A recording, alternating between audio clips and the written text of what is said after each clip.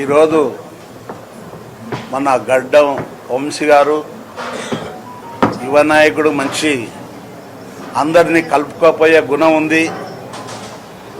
మన పార్లమెంట్ అభ్యర్థి అన్ని సంఘాలు స్వచ్ఛంగా వచ్చి సపోర్ట్ ఇస్తున్నామంటే ఆయన గుణం మంచి గుణం. ఎస్సీ బీసీ మైనార్టీలను కలుపుకపోయే గుణం ఉంది గడ్డం వంశీ గారికి.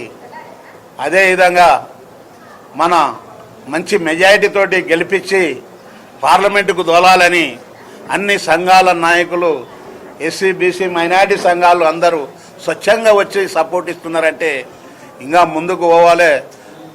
నాకు అన్యాయం జరిగింది, పార్లమెంట్లో వినిపించాలని కూడా మనవి చేస్తున్నాం.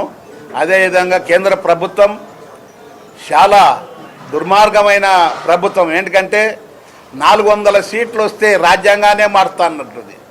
రాజ్యాంగాన్ని మార్చడానికే మీకు ఎవరిచ్చిండ్రు మీకు అధికారం అని మేము ఖండిస్తున్నాము. అదేవిధంగా మేము రాజ్యాంగాన్ని మార్చి అదేవిధంగా ఎస్సీ రిజర్వేషన్లు కూడా తీసేస్తాం అని మాట్లాడుతుంది. ఏమి గుణముట్టిందో కేంద్ర ప్రభుత్వానికి మేము గుణపాఠం చెప్పే రోజులు ఉన్నాయి. ఆ కేంద్ర ప్రభుత్వానికి ఓటేస్తే మనం రాబోయే కాలాల్లో మనం ఎదగలేము. ఏదంటే కులతత్వ పార్టీ బీజేపీ పార్టీ అని కూడా మేము మనవి చేస్తున్నాం.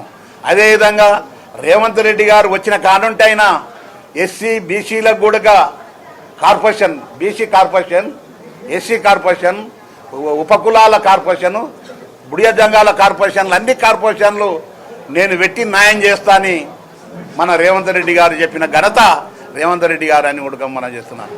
ఆయన ఇచ్చిన మాట తప్పడు, బాజాప్తా చేస్తాడు.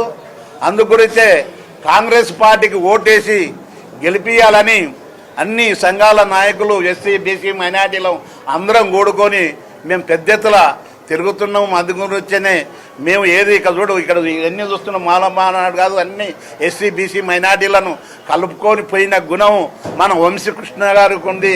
ఆయన మొత్తానికి ముందుకు నడుపుకపోవాలి, పెద్ద ఎత్తున మన మెజార్టీతోటి గెలిపించి ముందుకు తీసుకుపోవాలని కోరుకుంటూ ముగిస్తున్నాం. జై కాంగ్రెస్, జై కాంగ్రెస్. వివేకానంద గారి నాయకత్వం, వంశన్న గారి నాయకత్వం.